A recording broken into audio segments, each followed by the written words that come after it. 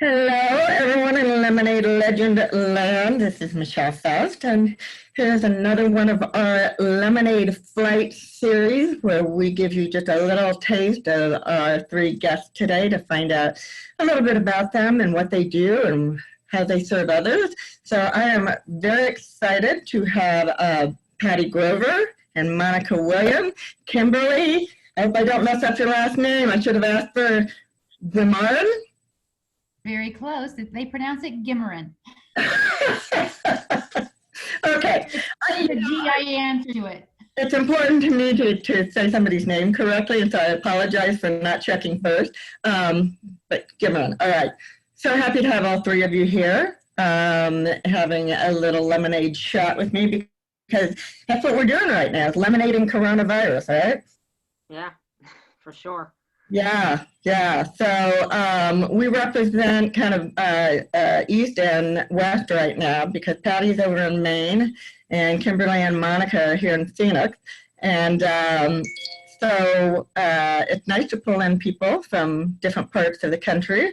I've even talked to some people that are in different parts of the world. And, you know, isn't it pretty amazing that we are worldwide, we're all dealing with this. And I've never experienced that before, you know, where it's a global situation. Right. So anyway, I know that Zoom is just overwhelmed with people who are utilizing it. So we're going to hope this goes perfectly with no audio issues, no cutting out. But if it does happen, oh well, we're making the best of it. So let's start with you, Patti, and know a little bit more of your background, so we can jump in with you. Okay. I know that you, I want you to introduce yourself, but I know that you coach people in reaching their goals and teaching them the strategies around that, right? Yes, yes. And okay. Right now, what better time? Yeah. So people might be having to shift their goals right now. Mm-hmm. Yeah, actually, or taking a look and really, right now I'm working with people on defining their vision, and I have something I go through people with them to help, I call it sensory goal, you know, sensory visions towards their goal and adding more context to that rather than just a regular vision board. Right. And then a part of the training that I do with my clients is having people build their toolbox and look at what their strengths are, their weaknesses, their opportunities, and their threats. What better time than now when we have that downtime to really take a deep look inside? And I know you work with people of all ages, but last time you and I were together, I was very intrigued with the idea that you work with high school, college, young adult, and I think why that really resonated with me, well, first of all, I've got, you know, young adult children, but I do think that that's an age group that's a little lost, so to speak. You know, they're not really being taught by their parents or taught by their schools how to set those goals and how to have that strategy to reach them. Am I right on that? Right. Yeah, yeah. And it is, if we look back, and I remember, and maybe you do too, your parents would say, you could be whatever you want to be when you grow up, you know, and that's as far as they took it. And they sent you to school to have the school teach you, you know, what you have to do. But that didn't happen either. And then you have all these kids that were, then they felt like they were expected to go to college. So they went, and then they get out and they're $250,000 in student debt and can't get a job in that field.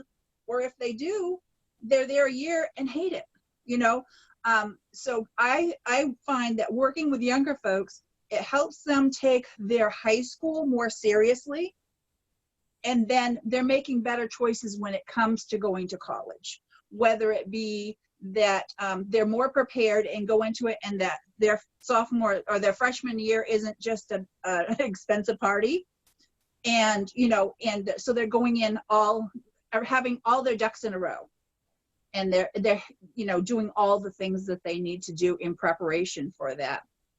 or some find, they need some time to grow up and get out there in the workforce and actually get some experience before they decide that they're going to go off to school. I remember when I was, I think I was almost 40 by the time I got my full degree. I started it and then it was like, I don't know what I want to do. I didn't want to spend the money and the time and invest in a degree that I had no clue. Right. And I think I would have benefited greatly, by having someone who could talk to me a little bit about visions and what I might think about, or saying, yeah, let's take a year or two and figure it out. And especially with student debt being what it is, and, just the economy, which went from thriving to people losing their jobs in a blink of an eye.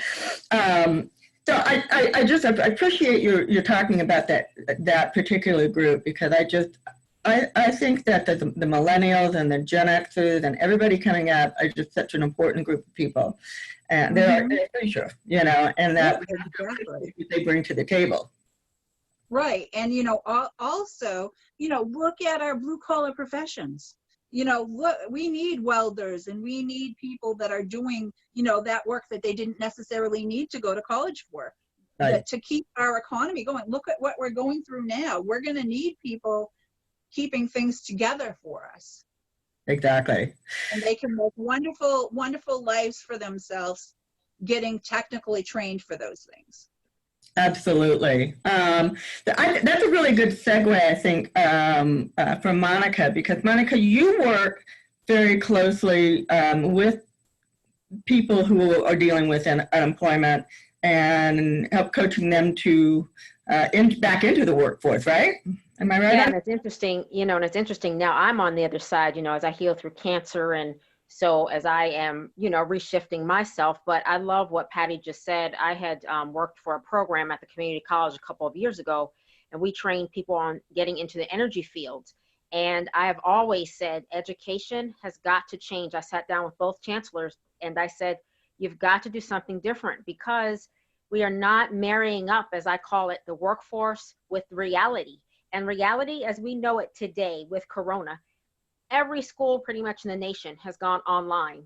Every school and instructor has had to shift within a 24-hour period almost. So if we don't, as Patti talked about, like blue collar workers and anyone who is in our age group and a little bit older, we have got to understand that this world is not like it used to be.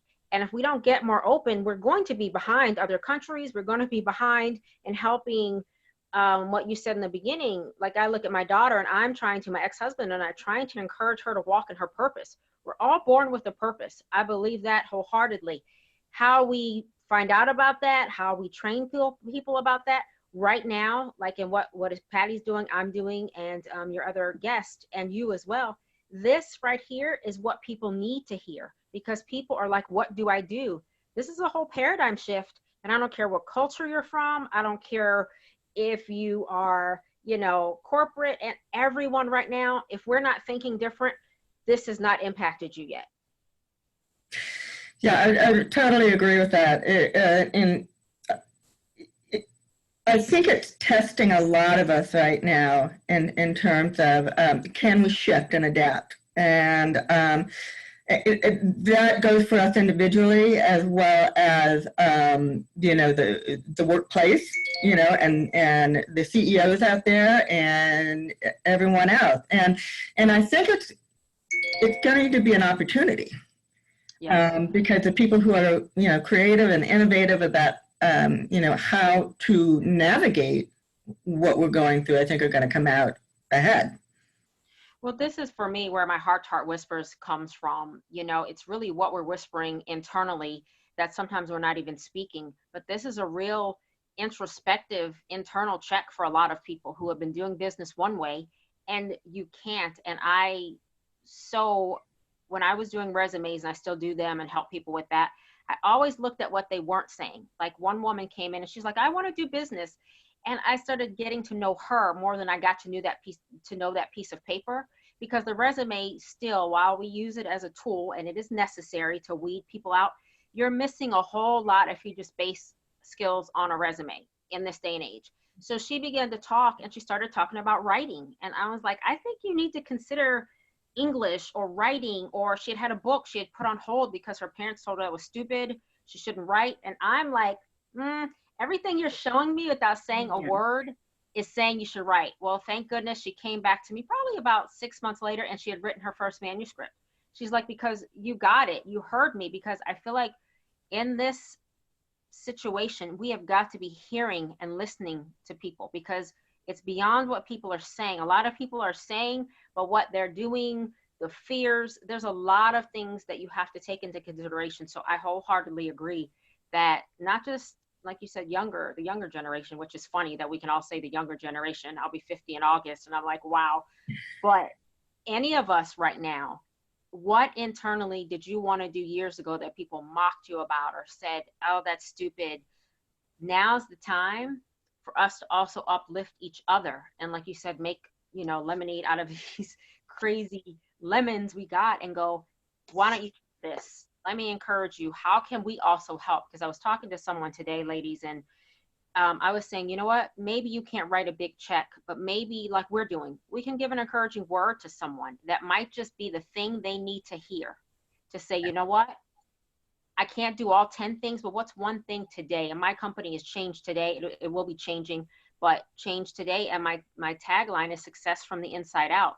I am, I guess, frustrated that we have had a cookie cutter education system. We have had a cookie cutter way sometimes we do things, and no one's cookie cutter. Everyone has something, like I said, that they are born for. And if we can just tap into that, people will thrive more. Well, you really speak to my heart, Monica. Thank you for because it's a little bit of my platform. Like, I talk about stories, but everybody, we've all grown out of our stories. We all have a story, a past, a something that leads us to where we are. And you're right, we're not cookie cutter. But the other thing is, we're not perfect, and we need to embrace, that within us, that we're willing to share shamelessly and proudly. So that definitely resonates with me. Now, I'm going to shift over to you, Kimberly, because your position here, that you are a business owner, and we were talking a little bit before getting on about, so you're dealing with the effects of how you do business and how you're having to shift the way you do your fundraising. So talk to us a little bit about what's going on.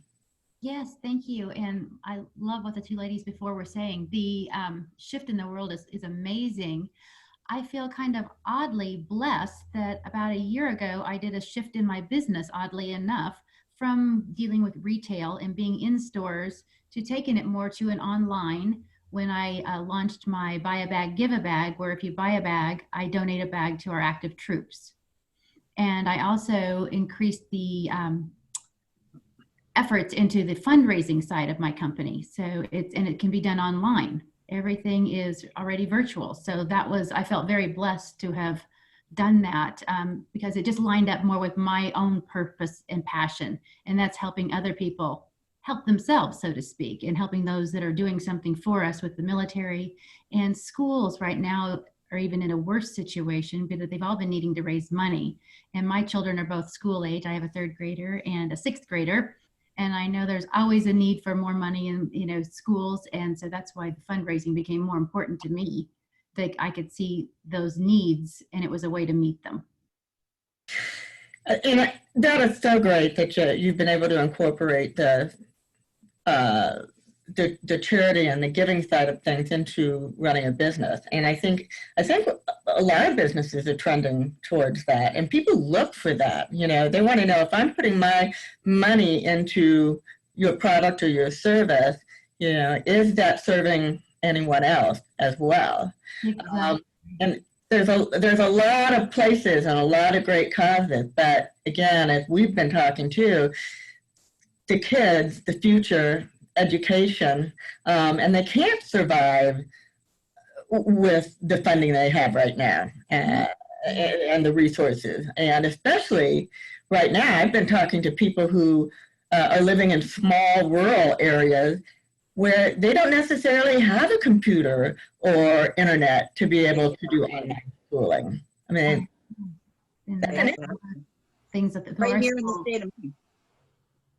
I'm sorry, Michelle. yeah, go ahead, Kimberly. That's okay. I didn't mean to cut her off.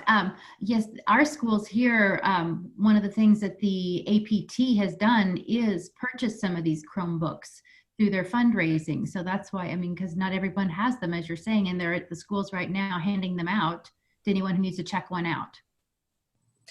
Yeah, and you know, the three of us here in Arizona too, you know, we can attest to the fact that the Arizona state school system is not good. And I think, Monica, you're like agreeing with me. And my kids are out of that now and graduated from college. But I even remember when they were in the system, you know, comparing to what some of the other states were learning at the same level that my kids were at, and they were way up there. It's like, what do we do about that? It's just, how do we address that?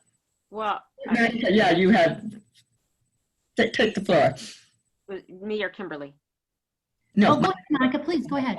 Okay, no, and I think you're right. I think that is a whole nother breakdown. The opportunity divide is a whole nother conversation. But I think one of the things, again, parents are having to relearn right now. I was messaging another parent and she was like, I don't know what I'm going to do. I have to homeschool my child now. She never wanted to be a homeschooler. She's like, I thought homeschooling was the worst thing in the world. But, you know, we all, again, have to think differently as we are older and also be willing to learn ourselves. I think that's it. You think, you know, you truly never stop learning in a situation like this. And I think it's us being open to, again, a different type of learning. I think America has done something a certain way for so long, and we don't have an option, or you will be left behind. You will not be able to even find a way to support your children through this. My daughter is 14, so she's going into 9th grade, and we're actually transitioning her to a new school. But right now, you know, everything is on hold. You know, we can't even reach people because they're not in. But I think the biggest thing is, again, keeping an open mind. But this is interesting, and I don't want to come from a cultural perspective or an ethnic perspective. But, you know, for many years, some groups haven't had access to certain things in general. But now everyone is being hit with not having access. So it's a different, like, everyone has to have a different paradigm shift. So my biggest thing, again, as I talk about success from the inside out, inside of our homes now, what education meant before, I think is going to become even more valuable. Whether you have a degree or not, it's the whole idea of staying educated, staying abreast, and being willing to learn something new that is fearful. That's the biggest thing. It's the fear of the unknown right now, too. Yeah. So I'm going to ask this of you, Patti, because in my opinion, probably you would be alongside me, but I'd like to hear you address it, is that shouldn't we be doing more with the basics? Like, I remember when I was in school, home economics and shop, you know, they taught life skills. Yes. Yes, exactly. The schools aren't doing that anymore. Right. Exactly. And what I have been, because with what I'm doing, I've been reaching out a lot to the educational community for feedback, because working with these kids, I want, and I'm in the process of creating online courses that I would love to get into the school systems. But now we don't know what's going to happen with the school systems. What I feel, ladies, is that education should be standard all the way across the board. If somebody's in kindergarten, all the kindergartners get the same education, all the first graders get the same education, no matter where they are in the country. It shouldn't matter, if they're from a rich area, poor area, whatever the case may be. Every single one of our children should get the same opportunity for education. I've always felt that way. But what has happened is things have just gone, cattywampus, because it hasn't been fair, in my opinion. So as we're coming back to getting education straightened out, the things like you said, home ec, shop, the things that common day life things that we are going to use. Kids Yeah. should learn how to balance a checkbook and know not just to go get a credit card and charge it all up and only pay $10 a month for the rest of their life. You know, colleges, they have days when the freshmen go off to college when their parents aren't around, and there's credit card companies sitting there with booths signing them up for credit cards. You know, that should not be allowed, period. But kids should be educated, that, how the whole system works, how credit cards work and everything in high school, so that they don't get themselves into that debt. Yeah. And so with everything, with what I do, working with people and kids all the way up through, I have people that are in retirement that are shifting gears, and now they're taking something that they've retired, but they're taking something they had as a hobby and turning it into a business.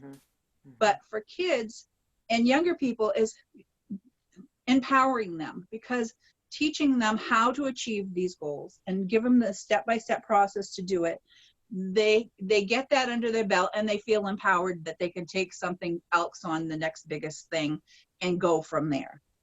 And the more successful they are, the more self-esteem they have, and that's a big issue. It's really sad that millennials right now, at the age of 27, they're having mental health issues. What I'm saying is related to stress because of what's going on for them. And so if we can, I've always been, go to the root of where things are and work from the root of the problem, because just putting Band-Aids on things is not how you fix something and fix our, what's going on in our country. Exactly. Can I say something there? And I know you want to bring Kimberly back in. Can I add to something that Patti just said real quick? I love what you said that, and you brought it up, Michelle. And this is where I say education marrying up with the workforce. I really believe, like you said, if we would put life skills in and things in like budgeting, but healthy relationships and emotional intelligence, those things, so kids aren't getting out and not knowing how to handle things in life. So I think you're right. I think that we need to change how the life skills look, cooking, things like that. Because if you are stuck at home and you don't know how to cook and you can't get to the store, even right now. But I also feel like for those of us who are older, we are in the generation where we have technology at our fingertips. We are building businesses, but I feel like we are losing how to build relationships. So I think that is something that we can work on giving that generation more too. When you talk about mental health, because you're right, it's sad to see, but we are also the generation where we we have all this technology. We're the first ones to have access to be able to talk to each other on a phone and never see each other. But at the same time, we're building money and building that wealth up, but the wealth of knowing how to connect with people is being lost in this next generation. While we have Facebook, while we have social media, has amazing benefits. We couldn't do this today without it. But at the same time, like you said, the mental health piece is because we aren't addressing issues and being honest about us healing and dealing with those issues. So that's more of where my business comes in and my heart. It's like, what are the things we need to really heal and deal from to help them become stronger? Because I think we haven't done that. Business and financially, we've done better, but I think we're missing a whole generation is not seeing our generation get healthy and be honest about where the root is. I love that you said that. What is the root? And if we look at some of this, Yeah. Oh, sorry. That's great. No, thank you. Great share. Great share. And I think we all agree. And I wanted to ask Kimberly, as far as in the fundraising, are you able to direct where you want the funding to go? Like if you put it into education, do you have any kind of a structure or anything so that you can selectively Well, by fundraisers, it's where like schools, they run the fundraiser themselves. So it would be going to whoever is doing the fundraiser. Whoever is organizing it, it goes to their. Oh, I see. So if you get a group from school XYZ, they're fundraising for their school. For their school or whoever chooses to use it. Like I say, then the other I have is the online, and I do give the bag, and I have selected that as the military. just because right now there's talk about a lot of need and mental health and things like that. I mean, I know it's only coffee, but a good cup of coffee can get your day going. Yeah. So I hope it brightens the part of the world that they're in and what they're facing on a daily basis right now. What do you think about, the kid taking on a fundraising project? Is that building self-esteem, credibility, just the process of doing the fundraising? I think so. I mean, they give them, if they're a more shy child, gives them a chance to get out, gives them the chance to tell their story by why whatever they're fundraising for, whether it be a school needing band uniforms, a church going on a trip, a band wanting to perform at Disney World when everything gets back and going, whatever the need may be, they get a chance to tell their story and why they need it. And again, it gets people connecting to each other, whether it's a phone call, whether it's, right now it would have to be a phone call or an online, but it gives them a chance to put that out there, then to see what money has, that things have value. You Yeah. sell something, you get money. I do 50% with them, so they could even do a little math there, figuring out what their half would be at the end, and go from there. And then they get to interact and make people's day when they give them a good bag of coffee at the end. Well, I love coffee, so I need to check you out. Now, your business, you've had it in the family for a while. Was it your father's or? Well, my father had started at a traditional coffee company, he and his partners, where they did it in the grocery stores with the big bins and the grinders with the very fresh coffee. So when I was kind of getting back into the workforce myself, I was like, Dad, what could I do with that? So I was like, we decided to do more of a high-end natural line of coffee. So that's what I did. And again, started with retail, but my heart just wasn't in that. Mm-hmm. It just didn't feel like it was doing enough for others, which is, again, a part of who I was growing up. My dad was very much that person, always there to help someone else. So having that in my heart, I was like, what can I do? And so we started talking about the fundraising and that. So I added that little branch to it, but kept the retail. And just, again, it just did not do anything for my soul doing that. So that's when I came up with, okay, people want to buy the coffee and not necessarily through a fundraiser. How do I do that?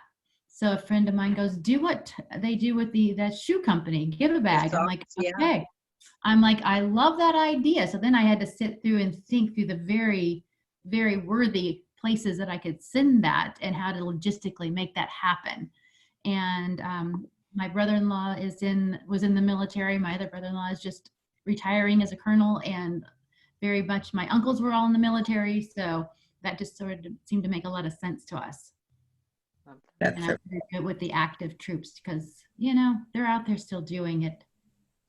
So, you talk about your heart not being in it and loving what you do. So I want to jump in, Patti or Monica, on this, but how do we get that message to people, anybody, even at any age, that you can thrive in an environment, where you love what you're doing?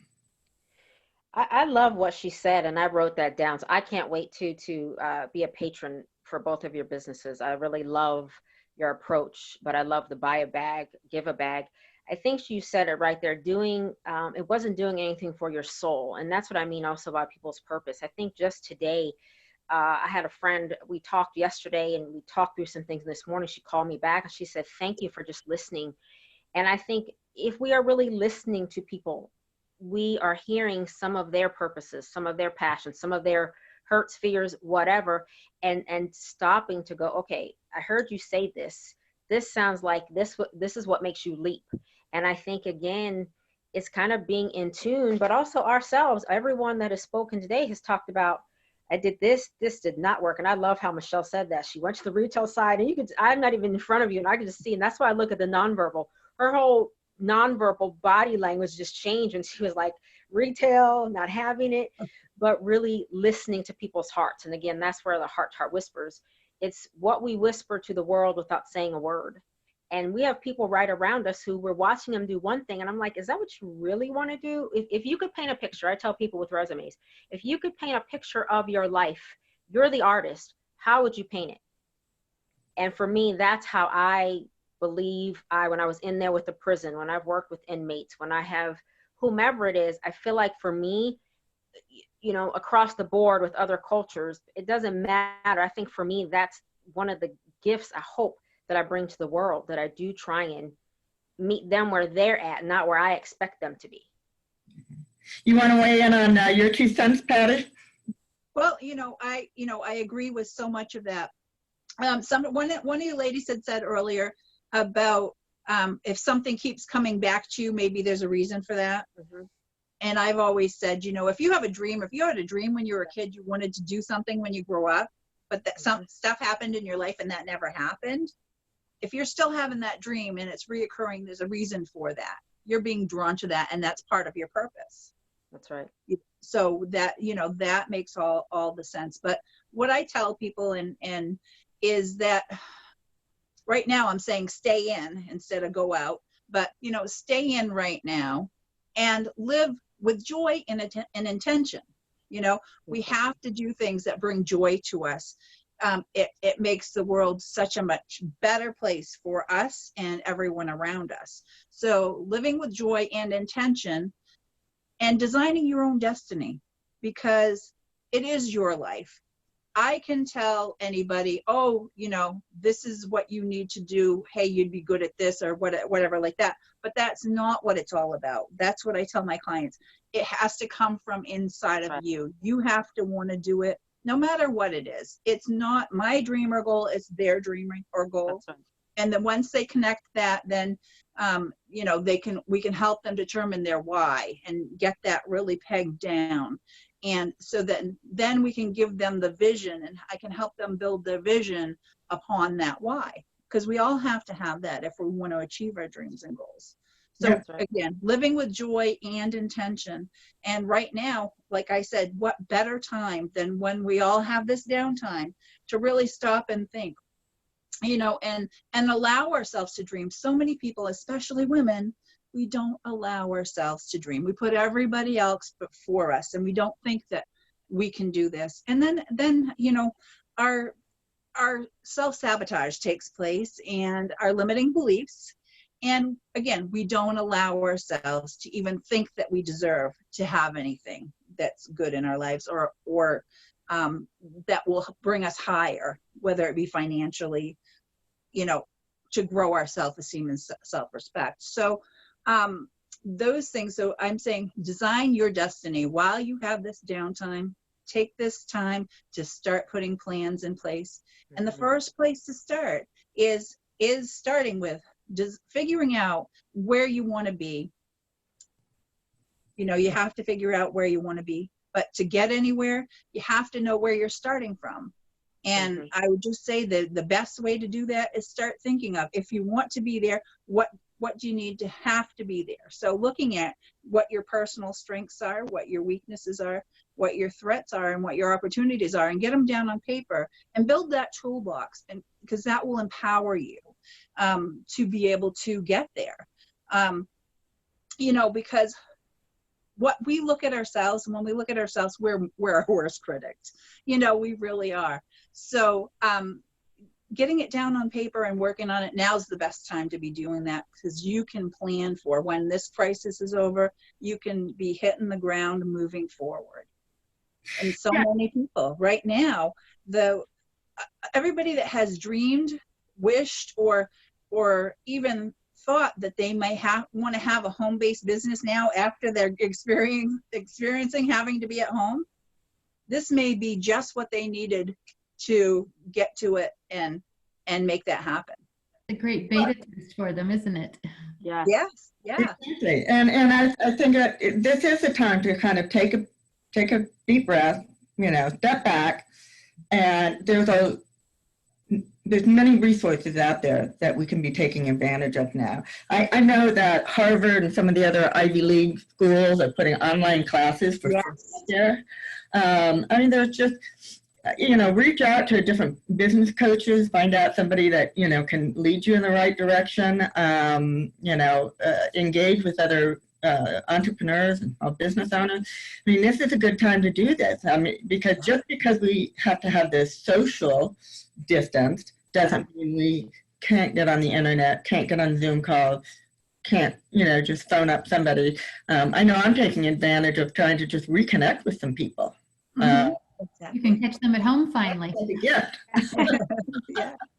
Michelle, I love something you said, and Patty, well, all three of you have said it, and I know I just went through something about a year or so. It's called the Dream Steer Academy, and it's based on Bruce Wilkinson's book, The Dream Giver, and it talks about what Patty talked about, like the things you've put on hold. And I know I posted just yesterday or so. I did a poem about this whole situation, but I also posted about, many people have given up on hopes and dreams, and that this is a time to dream bigger than you've ever dreamed, but also we have become so siloed, people don't ask for help. We become this, I got to get it for me.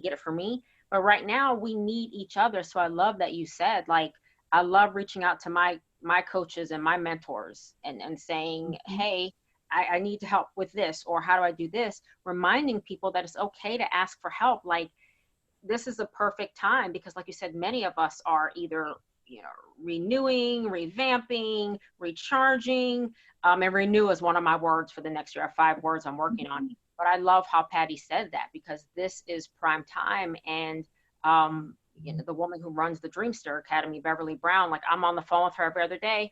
I just, even dealing with cancer, I just was co-authored 3 chapters of 3 books.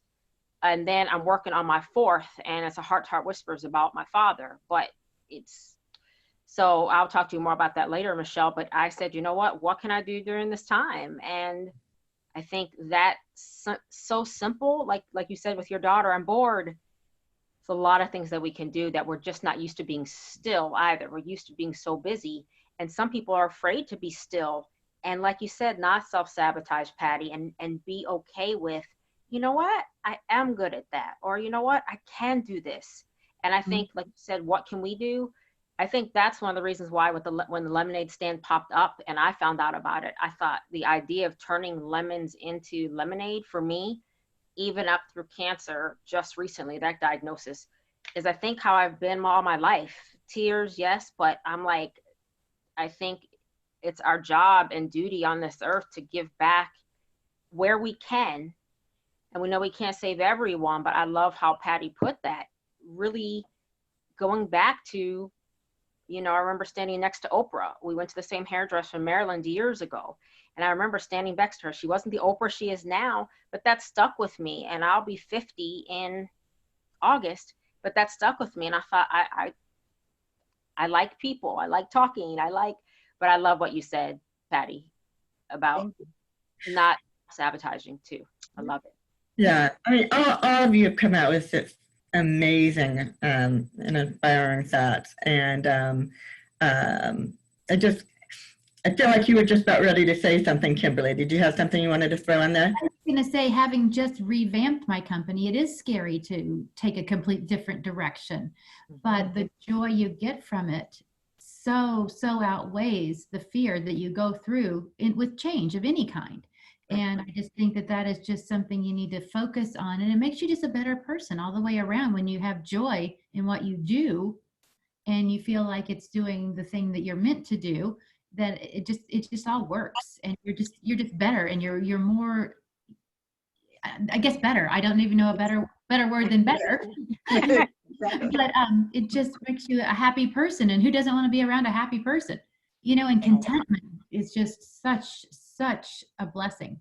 And if you're doing what you love too, you're much more likely to attain your goal in your dream. You're not fighting yourself to say, I've got to get out of bed and go to this job. You're like leaping up and saying, it's another day, and I get to serve, I get to help, I get to do what I love. And so it's hard though, and we all know that's hard. It's hard. You have to figure out how to make your passion into what you do. It just always works. Yeah. But that's what we're all here to be talking about. And thank you so much for joining us. I love this little group. I feel like I need to have reunion talks and have Please do. Because they're all pretty stimulating conversation. So I really thank you. And Monica, we've been trying to talk forever. So this has been so great to have you on. And I'm going to put all your contact information up, and I'm going to look up your coffee, Kimberly, because I not only love the idea, but if it's a bang up cup of coffee, I'm in it all the way. Yeah, share that information with us so we can have it. I will do that. Happy to. So thank you so much. I've got to wrap this up, Russ. It's not going to be a little taste of everyone. It's going to get to be a long taste. But we'll get back together with each other, and we'll keep the conversations going. And I'll make sure everybody has your information to get in touch with you if they want. So for now, I am signing off and saying goodbye to my legend listeners and saying thank you so very much to everyone. Yes, Bye. thank you. Bye, ladies.